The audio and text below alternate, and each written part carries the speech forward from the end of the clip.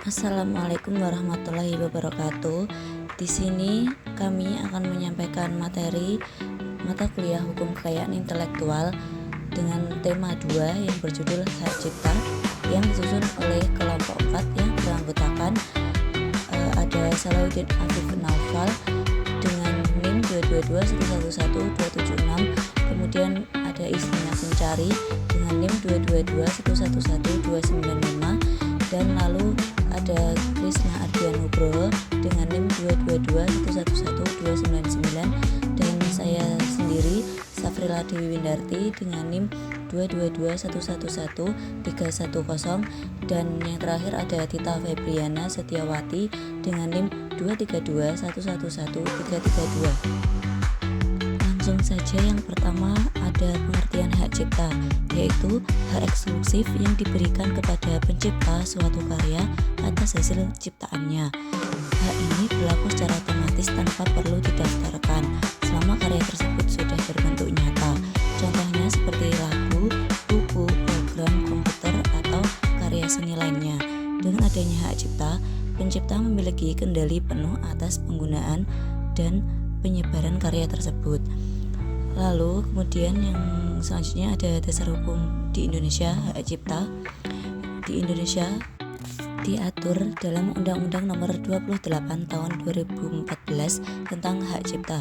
Undang-undang ini mulai berlaku sejak 16 Oktober 2014 dan menggantikan Undang-Undang Nomor 19 Tahun 2002.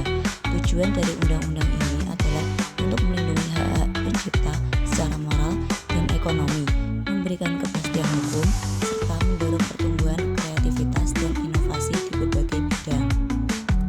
Lalu selanjutnya ada lingkup hak cipta, yaitu ada dua jenis. Keduanya diatur dalam Undang-Undang Nomor 28 Tahun 2014 tentang Hak Cipta, yang dimana lingkup hak cipta terbagi menjadi dua, yaitu hak moral dan hak ekonomi. Hak moral adalah hak yang melekat secara pribadi pada pencipta, seperti hak untuk dicantumkan namanya dan hak untuk menjadi keutuhan ciptaan. Hak ini tidak bisa dialihkan.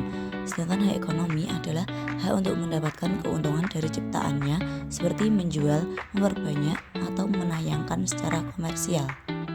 Lalu adapun karya yang dilindungi, yaitu berbagai jenis karya dapat dilindungi oleh hak cipta, mulai dari karya tulis seperti buku dan artikel, musik dan lagu, film, fotografi, hingga program komputer. Dengan begitu, siapapun yang menciptakan karya orisinal dalam bentuk nyata memiliki hak untuk melindungi ciptaannya dari penyalahgunaan. Namun tidak semua hal bisa dilindungi oleh hak cipta.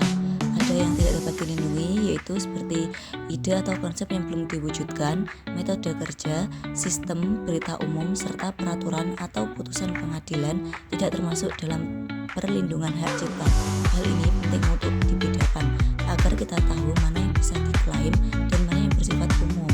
Selanjutnya, adanya pentingnya hak cipta, yaitu karena hak cipta melindungi pencipta dari plagiarisme, memberi penghargaan secara ekonomi dan moral atas karya yang telah dibuat, serta mendorong masyarakat untuk terus berinovasi.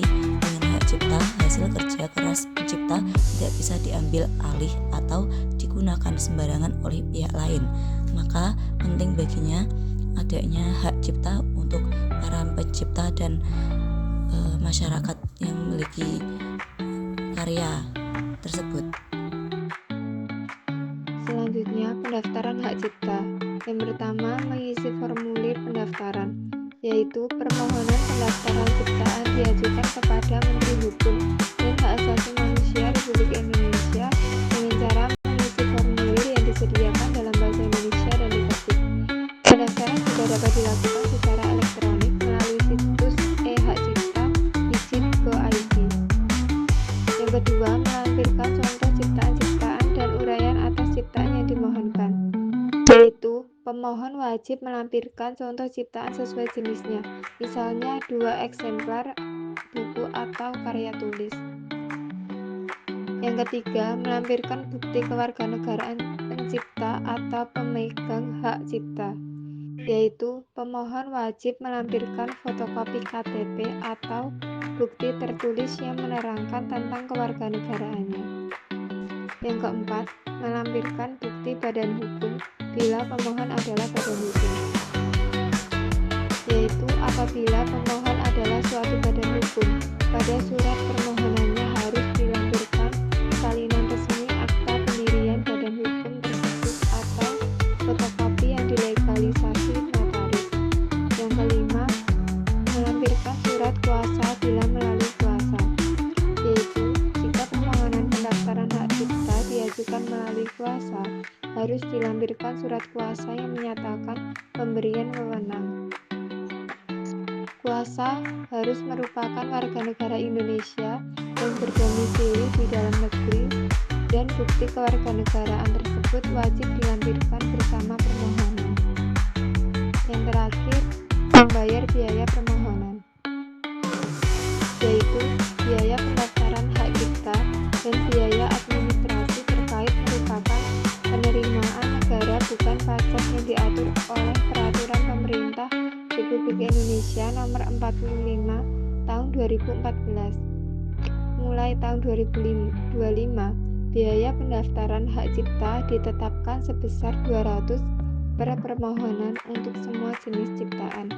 Penetapan tarif ini bertujuan mempermudah akses perlindungan karya intelektual dengan sistem pendaftaran yang lebih cepat dan digital melalui e-hak cipta, sehingga biaya tidak menjadi hambatan bagi pencipta dalam melindungi karya mereka.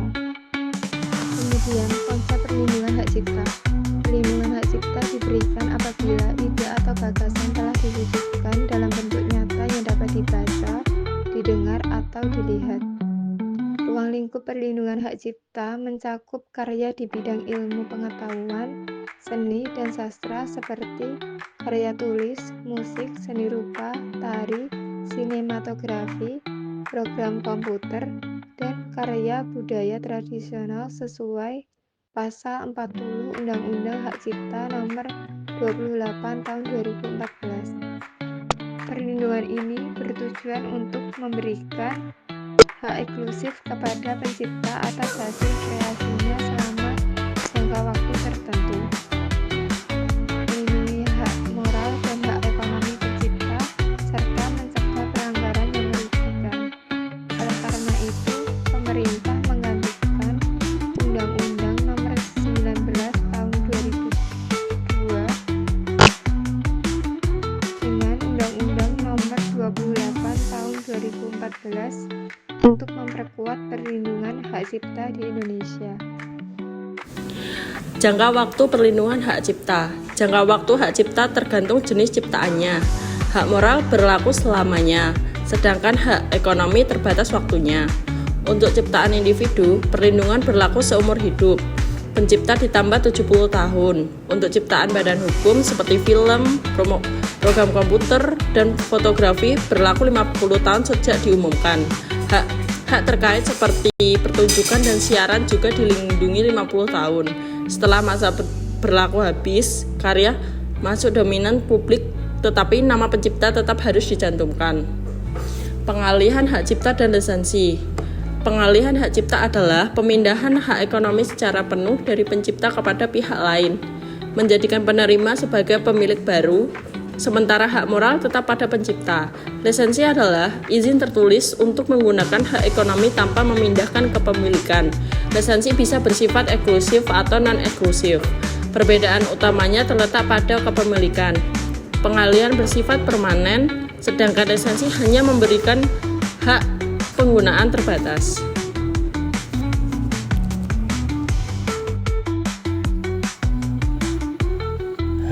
Pelanggaran hak cipta dan mekanisme penyelesaian serta sanksi hukumannya. Yang pertama yaitu pengertian pelanggaran hak cipta. Pelanggaran hak cipta adalah penggunaan, pengadaan, distribusi, atau pemanfaatan karya cipta orang lain tanpa izin dari pencipta atau pemegang hak cipta yang melanggar hak ekonomi dan hak moral yang dilindungi oleh undang-undang. Yang kedua yaitu mekanisme penyelesaiannya. Penyelesaian pelanggaran hak cipta dapat dilakukan melalui dua cara. Yang pertama yaitu non-litigasi, yaitu penyelesaian damai seperti negosiasi, mediasi, atau kesepakatan untuk menghentikan pelanggaran dan mengganti kerugian. Yang kedua yaitu litigasi, yaitu melalui jalur hukum dengan melaporkan ke polisi, DJKI, atau menggugat pelanggar ke pengadilan. Yang ketiga yaitu sanksi dan hukumannya. Sanksi pelanggaran hak cipta berupa pidana atau penjara hingga 10 tahun dan denda sebesar 4 miliar rupiah, serta perdata atau ganti rugi, penyitaan atau penghentian kegiatan. Pelanggaran biasanya dikenai sanksi jika dilakukan untuk keuntungan. Menghormati hak cipta penting untuk melindungi pencipta dan mendorong perkembangan kreativitas di masyarakat.